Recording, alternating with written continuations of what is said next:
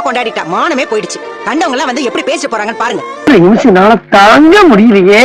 தப்பில்ல, அந்த பையனுக்கு நல்லது நடக்கணும்னு நினைச்சீங்க, அவங்களுக்கு அதுல விருப்பம் இல்ல. சும்மா பயமுறுத்தாத. என்னடி உன் அம்மா பெர்ஃபார்மன்ஸ் இப்படி பண்ணிட்டு போறாங்க? ஏய், அங்க என்னடா குசு குசுன்னு? அதை விட இவங்க எப்படி அசிங்கப்பட்டு நிக்கிறாங்கன்னு பாரு. நல்லா ஆடர்த்தியா பண்ணிடலாம் சார். இப்படி உட்கார்ந்து அழுதுகிட்டு இருக்க.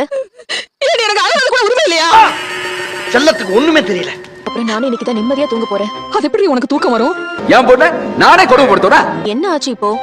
அதான் நான் சொன்ன மாதிரி நீ பேசிட்டியே. I am real rich feeling, you are poor feeling. ரெண்டு பேரும் ஏன் மேலேயும் கிருஷ்ண மேலேயும் எவ்வளவு பாசம் வச்சிருந்தாங்க தெரியுமாடி? துக்கமான செய்தி கேட்டாலும் அவுத்து போட்டுக்கிட்டு ஆடுறான். கிருஷ்ணோட உயிரை காப்பாத்துறபடி மீனா. விடுமா, அவங்க சொல்றதும் கரெக்ட் தானே. நீ தான் அவங்களுக்கு ஓவரா இடம் கொடுத்துட்ட.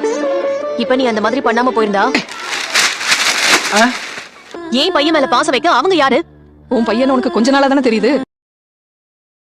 அதுக்கு நீ தானே காரணம். என் லைஃப் நீ நல்லா வாழ விட்டியா? சொல்லு, நான் நடவடிக்கை எடுக்கிறேன். யாதி மாதிரி நினைச்சு பேசிட்டு இருக்காத. நீ மட்டும் இன்னைக்கு அவங்க கிட்ட அப்படி பேசாம இருந்தா கிருஷ்ண வீட்டுக்குள்ள கூட்டிட்டு வந்திருப்பாங்க.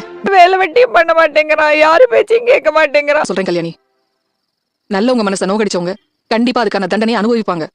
அதை விட மிலிட்டரி லைஃப் பத்தி சொல்லி